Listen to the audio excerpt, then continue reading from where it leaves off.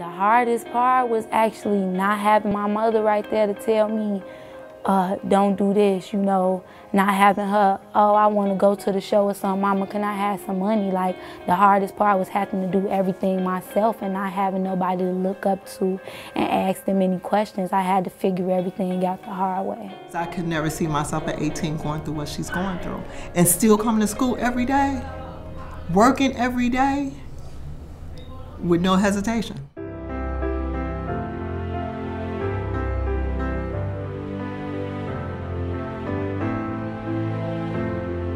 She teaches the girls all the time about being leaders.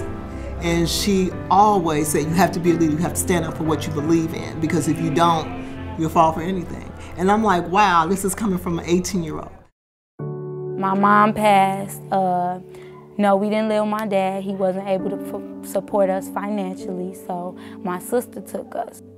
And because I was by myself all the time, I had to do everything for myself. So I built up a wall like, I don't need nobody. When I actually got into the program, I'm like, oh, it's just another program. But I actually started liking it. Like, I really like helping people. I really like letting them know, like, because they really haven't been through what I've been through in life. Missing everybody. Intellectually, I haven't seen my grades, but I know I'm doing good. I never struggled in none of my classes. So I really like the fact that we able to just share each other's feelings and be there for each other. They definitely had an impact.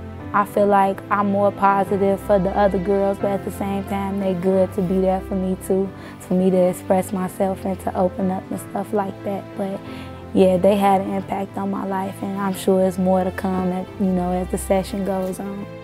I wonder where I will be in the future.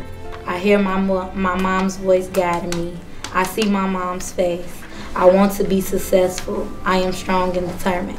I try to stay strong and hold my feelings in. I hope I will succeed. I am strong and determined. I want to go to a four-year college, so I want to actually have a degree.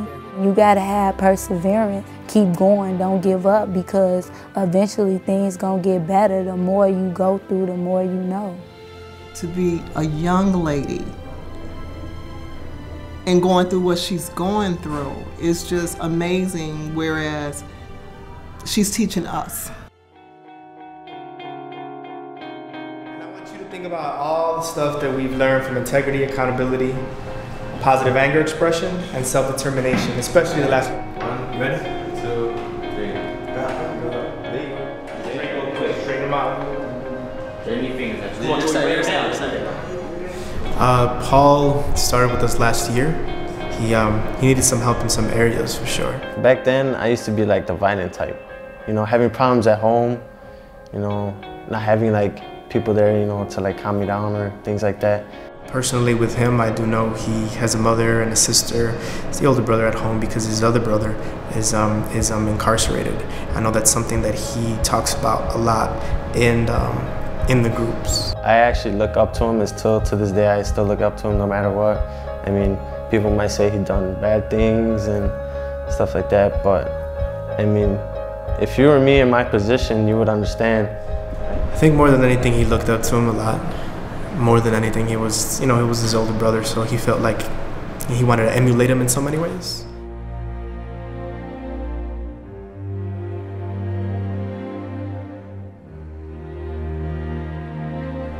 What looks like to me now, Paul has learned from them in a positive way.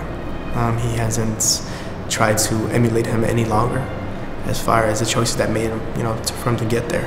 But I do know that he sees them frequently, and I do know that helps a lot, because I'm pretty sure they have. He's had conversations with them and things like that that reinforce just the positive decision making. He told me to do good. You don't want to mess up. You don't want to be in my position where I'm at right now. So that actually helped me out a lot too. I mean, it's good to see him, but I just don't want to see him in there. We're exposing them, to this program basically in school. So when they go out of school, they're faced with all the challenges. Just over the break, five of my BAM students had guns pulled out on them. they have the tendency to just try to just brush it off their shoulders as if it's something that happened. It's not a big deal. They try to joke about it at times, but I know in reality, you know, it does affect them a lot, and that's something that we process with a lot in the band program. I mean, I really like going to this group. I mean, it's helped me out a lot. I'm pretty sure it helped out a lot of other people, teaching us what's right from wrong and like what to do in a situation that needs to be handled. I learned to like talk about things instead of taking it out like with yelling or any type of anger. Being able to express our feelings to the whole group without, you know, like people talking bad about you or stuff like that. But yeah, I really like it. Stop, you got it. Congratulations. Congratulations. As young men, we're in competition with other young men that are in their neighborhood that are probably telling them things to do that are not positive whatsoever. You know, you can talk about, well, you know, there's students that go to college and that were never on track, and those are great successes. But those small, short-term, individual, you know, successes, I think, is what puts a smile on my face.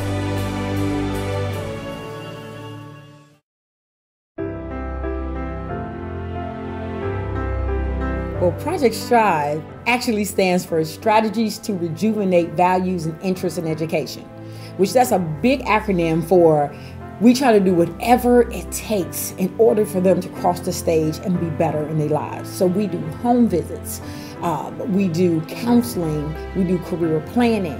So how often do you come see Miss Wright? Often, every day. Every day. I've been in Strive for 3 years now. Strive has really changed my life, emotionally, physically. Strive has really helped me and my family and my mom when we have problems and stuff.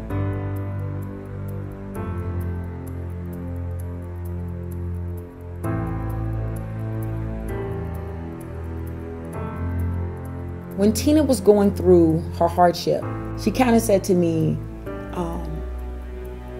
who cares about waking up? I don't want to wake up the next morning. Like, what's the big deal? I was stressing every day. I wouldn't eat. Just thinking about the fact that I don't have a strong support system. I feel like my mom should always be there. She should always be my support system, knowing that I didn't have it.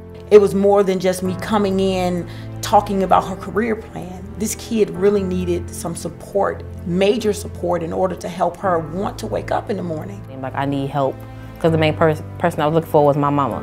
I needed my mama at the moment, and she wasn't there. I've been in her shoes. I've been in places where I didn't want to wake up. And I seen how a youth guidance worker came to me 20 years ago and said, what do you want to be when you grow up? And I had no idea. And they gave me the opportunity to say, wow, I can become something. Well, after high school, I really do plan to join the Army full-time. Well, while in the Army, I can also attend school. I got a feeling that my computer engineer is going to turn over to computer science, and it's going to just all come as one. I got a feeling I'm going to have my own company, like my own computer company, and everybody going, I need your help at this. I'm like, oh, well, come on in. I wish that Tina will continue to understand her value and her worth. I want her to take what I've given her in these 4 years and transform not only her life, but other lives that she touched. I want to be an Army wife. I want to have kids. I want to have a husband who's in the Army too. Like, I want to be able to, you know, say that, you know, I'm a proud mother with kids and a husband. To see her smiling and laughing and want to have a family and want to like create this better life for herself and know that waking up in the morning means I'm alive, that's profound.